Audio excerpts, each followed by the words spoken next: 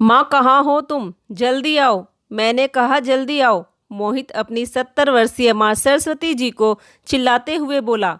बेटे की आवाज़ सुनकर सरस्वती जी घबराते हुए आई और बोली, क्या हुआ बेटा? माँ मुझसे पूछ रही हैं क्या हुआ? पापा ने आज फिर से बिस्तर गंदा कर दिया। कहाँ चली जाती हो तुम? बेटा वो मैं रसोई में बर्तन साफ कर रही थी। आपको पता है आज मेरे सीनियर सर अपनी फैमिली के साथ खाने पर आ रहे हैं और पापा ने पूरे घर में बदबू उठा रखी है। तुम्हारी वजह से आज मुझे इंसल्ट फील नहीं होनी चाहिए। अब जल्दी अब जल्दी से साफ कीजिए। आपको तो बिल्कुल एहसास नहीं है। बेचारी 70 वर्षीय सरस्वती जी को अपने सगे बेटे मोहित के मुंह से यह सब बातें सुनने की आदत पड़ गई थी। 2 साल पहले तक सब सही था। घर के मुखिया सरस्वती जी के पति उमाकांत जी सरकारी नौकरी में थे।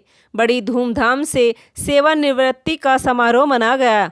बेटा मोहित और बहू रश्मि बहुत ही मान सम्मान देते दोनों को। एक दिन मोहित के पिता उमाकांत जी सैर करके घर आ रहे थे। बहू रश्मि के मुंह से अपने और अपनी पत्नी का नाम लेते सुनकर रुक गए। मोहित, तुम्हारे माँ और पापा को क्या ज़रूरत है पैसों की? रोटी तो मिल ही रही है उन लोगों को खाने के लिए। मैं तुम्हें कब से कह रही हूँ कि अपने बाबूजी से बात करके बैंक के पैसों से कोई दूसरा घर बनवा लो। कम से कम इस महंगाई के ज़माने में घर लेंगे तो ठीक रहेगा। पर माँ बाबूजी को जीते जी खबर ना लगने पाए इस बात की।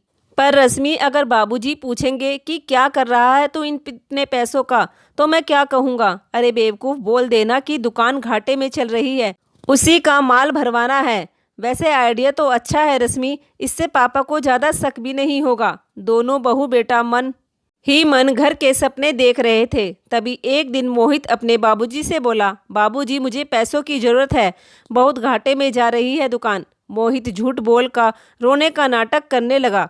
बहू भी सहयोग करने लगी। तभी अपने बेटे के मुंह से इस तरह झूठ बोलकर पैसे मांगने वाली बात सुन उमाकांत जी खुद को संभालते हुए बोले, बेटा मेरी संपत्ति पर पहला हक मेरी पत्नी सरस्वती का है। पूरी जिंदगी तेरी खातिर उसके मन की छोटी छोटी इच्छाएं मारता रहा, पर अब नहीं, जो करना है तुझे अपने दम पर कर। इतना बोल ही पाए थे उमाकांत जी कि उनका शरीर एकदम से अकड़ने लगा। वह बेसुध हो जमीन पर गिर पड़े। उमाकांत जी को लकवा मार गया था।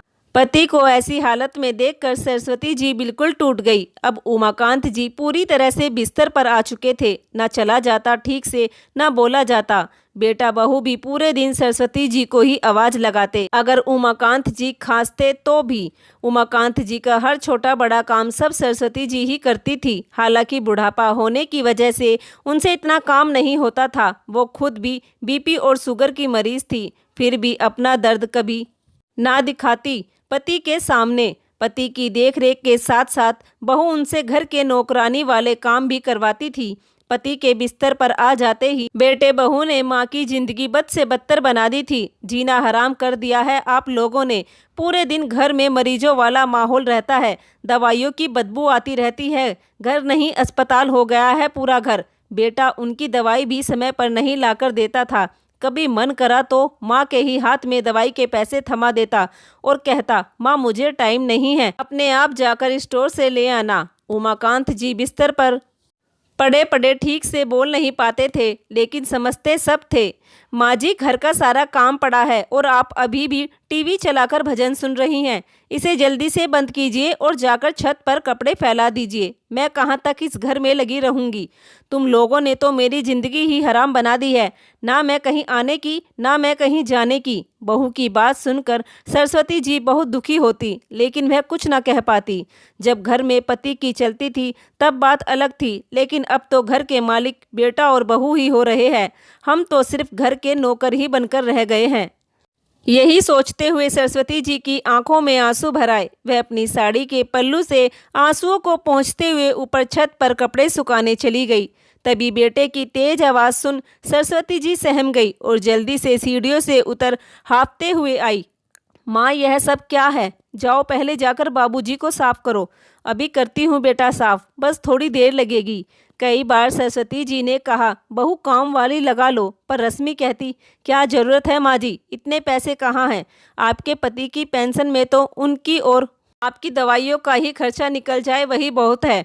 मेरे पति को आप लोगों पर पता नहीं कितना खर्च करना पड़ता है। और वैसे भी आप घर में करती ही क्या हैं? पड़े पड़े मुफ्त की रोटियां ही तो तोड़ती हो। कम से कम अपने पति के काम तो खुद कर सकती हो आप। पता नहीं बेटे को तो ऐसे समझती हैं जैसे इनके पास कितना बड़ा पैसों का पेड़ लगा हो। बहू की ऐसी कड़वी बातें सुनकर सरस्वती जी पास ही बैठे हुए अपने बेटे की तरफ देखने लगी तो मोहित ने मुंह फेर लिया। यह देख सरस्वती जी की आंखों के कोर गीले हो गए।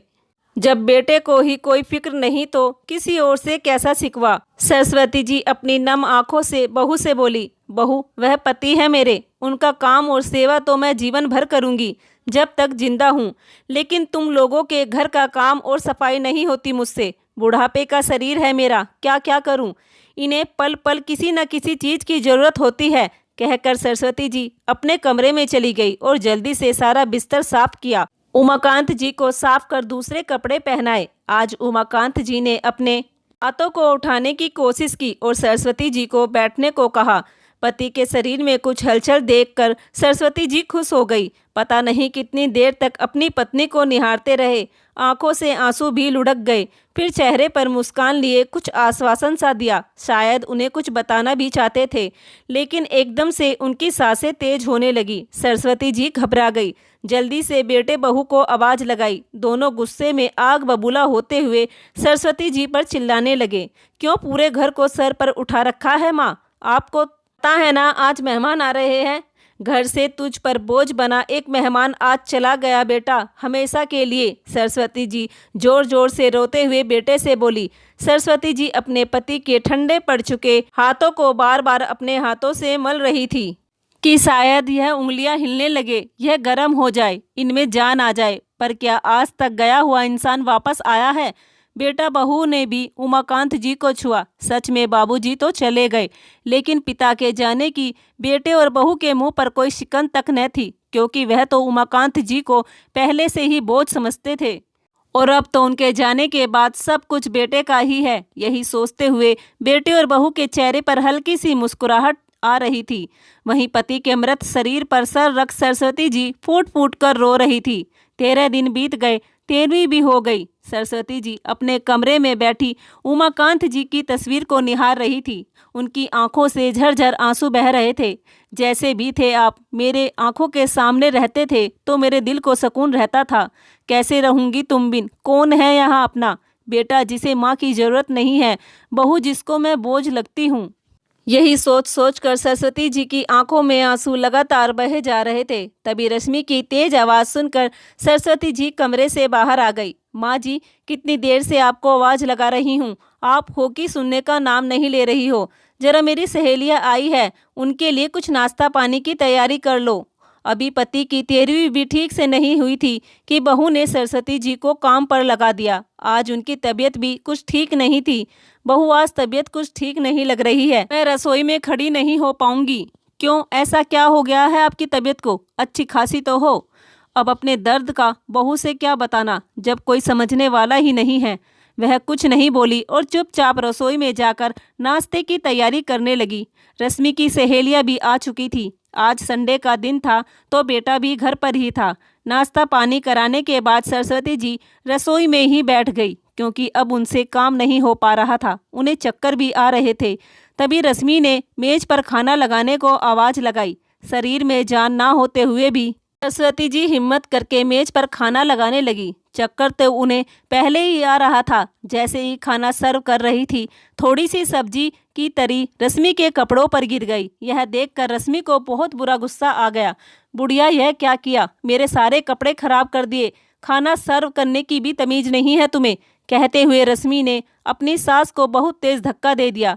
सरस्वती जी का सर बहुत तेज सोफे के पाए से जा टकराया, जिससे उनके माथे पर थोड़ी सी चोट आ गई। आवाज़ सुनकर मोहित भी अपने कमरे से आ गया। तभी एकदम से रश्मि मोहित से बोली, देखना मोहित, तुम्हारी माँ ने मेरी सारी ड्रेस खराब कर दी। इनसे तो घर में रहकर भी एक काम भी ठीक से नहीं होता। तभी बेटा भी बहू की सुर में सुर मिलाते हुए बोला, माँ ये क्या किया आपने? अभी तो मैंने इसको यह ड्रेस दिलाई थी और तुमने सब्जी गिराकर बिल्कुल खराब कर दी। आपको देखकर काम करना चाहिए था ना। दर्द से करार रही सरस्वती जी बेटे के चेहरे को लगातार देखती रह गई। बहू ने अपनी सास पर हाथ उठाया। यह देखते हुए बदले में बेटे ने अपनी बूढ़ी माँ को ही कई बातें जली कटी सुना दी। यह सब देखकर सरस्वती जी की आंखें भर आई। अब तो जीवन का एक एक पल काटना भी उन्हें बहुत भारी हो रहा था। इस बात से सरस्वती जी को इतना दुख हुआ कि शाम तक वह अपने कमरे से नहीं निकली। ना ही उन्होंने कुछ खाया पिया और ना ही बेटे बहू ने उनसे खाने के लिए पूछा। रोते रोते सरस्वती जी की आंखों के आंसू भी सूख गए थे। अगले दिन बहू बेटे को लेकर अपने मायके जा रही थी। माँ, हम शाम तक लौट आएंगे, रश्मि को उसके घर मिलवा कर लाना है, कहकर बेटा बहू के हाथों में हाथ डाल ससुराल पहुंच गया।